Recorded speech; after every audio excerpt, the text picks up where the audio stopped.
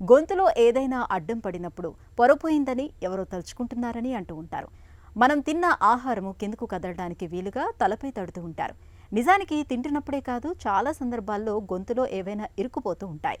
పిల్లలు ఆడుకుంటూ ఏవైనా వస్తువుల్ని నోట్లో పెట్టుకున్నప్పుడు అవి గొంతులోకి జారి అక్కడ అడ్డం పడుతూ ఉంటాయి. వయసు పైబడిన వాళ్లలో కొంతమందిలో గొంతు కండరాలు బలహీనంగా మారినప్పుడు కూడా తరచూ గొంతులో ఏదో అడ్డం పడిందని చెబుతూ ఉంటారు. గొంతులో ఏదైనా ఇరుక్కుపోవటం అనేది నిజానికి అత్యవసర పరిస్థితి. ఇలాంటప్పుడు వెంటనే ఏం చేయాలో, ఏం చేయకూడదో ఇప్పుడు తెలుసుకుందాం.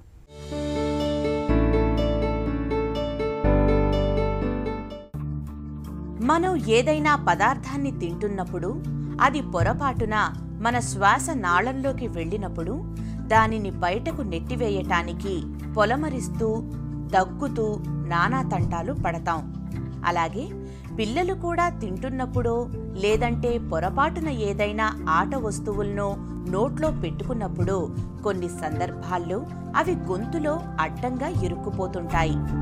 ఇలాంటప్పుడు శ్వాస పీల్చుకోవడం కష్టసాధ్యమవుతుంది. క్రమంగా ఆక్సిజన్ సరఫరా నిలిచిపోయి చివరకు ప్రాణాపాయం కూడా సంభవించవచ్చు.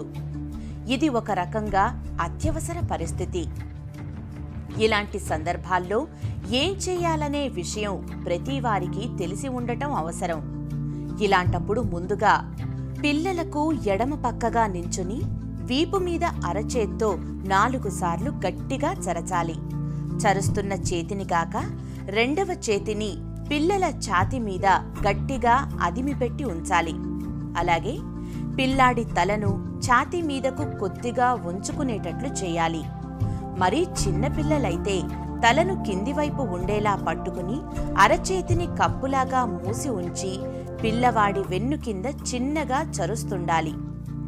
పిల్లాడి తలను కొద్దిగా పైకి లేపి ఒక చేతి బొటను వేలును మధ్య వేలుతో అతడి దవడల మధ్య పట్టుకుని గట్టిగా నొక్కి నోరు తెరుచుకునేటట్లు చేసి మీ రెండవ చేతి చూపుడు వేలును నోటిలోకంతా పోనిచ్చి గొంతులో పడిన తునకను బయటకు లాగడానికి ప్రయత్నం చేయాలి. ఈ పద్ధతిలో గొంతులోకి వెళ్లిన మీ చూపుడు వేలును పదార్థపు తునకలు తగలగానే హుక్కులాగా వంచి పట్టుకుని యువతలకు లాగాల్సి ఉంటుంది.